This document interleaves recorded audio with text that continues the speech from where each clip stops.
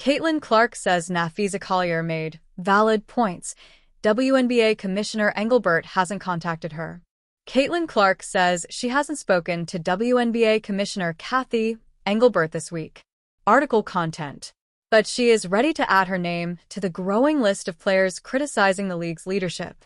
The Indiana Fever guard spoke publicly Thursday for the first time since All-Star Weekend and acknowledged Minnesota Lynx star Nafisa Collier made valid points when she took her complaints about WNBA executives public. I think what people need to understand, we need great leadership in this time, across all levels, Clark said. This is straight up the most important moment in this league's history. This league's been around 25 years, and this is a moment we have to capitalize on. Fee said it all with what she said, and I think the points she made were very valid. Collier criticized the league's top brass for finding players and coaches who speak out about officiating and other WNBA matters. Her comments came 2 days after the top-seeded Lynx were eliminated from the playoffs without Collier, who suffered an ankle injury on a no-call play near the end of Game 3, or coach Cheryl Reeve, who was suspended and fined after storming the court and contesting the no-call. While other players and coaches have joined the chorus, Clark had remained silent until Thursday as she continued to recover from what turned out to be a season-ending right groin injury. Her rehab was complicated by what she called the worst sprained ankle she's ever suffered as she started to practice. In fact, she's still not 100%. Clark said she hopes to return to playing 5-on-5 by late October and will spend part of the offseason focusing on USA basketball responsibilities. I think when I get a few years down in my career, this is a moment and a season I'll look back on and be like, this is why I am who I am today, she said. It's obviously challenging to think that way right now, but I truly believe that. It was pretty hard sitting on the bench. I'm not going to lie. There were certainly hard days.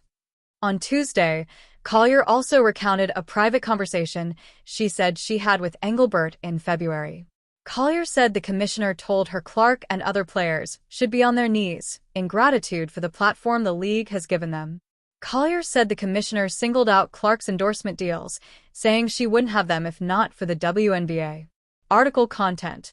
Engelbert released a statement a few hours later in which she said she has the utmost respect for Collier but was disheartened by how her conversations had been characterized. Clark said Thursday she had neither heard Collier's story previously or spoken with Engelbert since the reports came out. Her Fever teammates also got the chance to speak on the league's issues at the end-of-season media availability. With a new collective bargaining agreement still to be worked out, more complaints about the officiating and a league-wide increase in injuries, there was plenty to talk about. I'm tired of our league. They need to step up and be better, outspoken guard Sophie Cunningham said, explaining she thinks there's a good chance of a lockout in the spring and that she's heard from NBA players who are upset too. Our leadership from top to bottom needs to be held accountable. I think that there are a lot of people in the position of power in the WNBA who they might be really great business people, but they don't know expletive about basketball, and that's got to change. Article content. She added, the game's not fun to watch because everyone's just trying to kill each other because that's how you're going to survive or otherwise you get injured. Cunningham knows.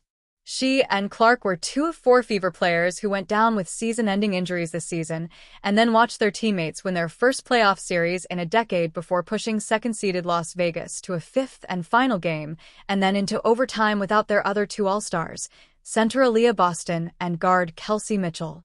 Boston fouled out, and Mitchell was taken to a hospital after suffering cramps so severe she couldn't feel her legs or feet. I'm feeling fine, Mitchell said. I don't think I could play in a real game for another, realistically just take some time to rest. But I probably should take some time to kind of reset because I lost a lot of fluid. I just kind of felt scared because my legs were so numb and so paralyzed, so to speak, that I couldn't feel my feet. Article content. Fever executives said one of their top offseason priorities was re-signing Mitchell, Indiana's top scorer. But before looking ahead to next season, the WNBA and its players must figure out how to resolve the growing complaints and the looming labor strife.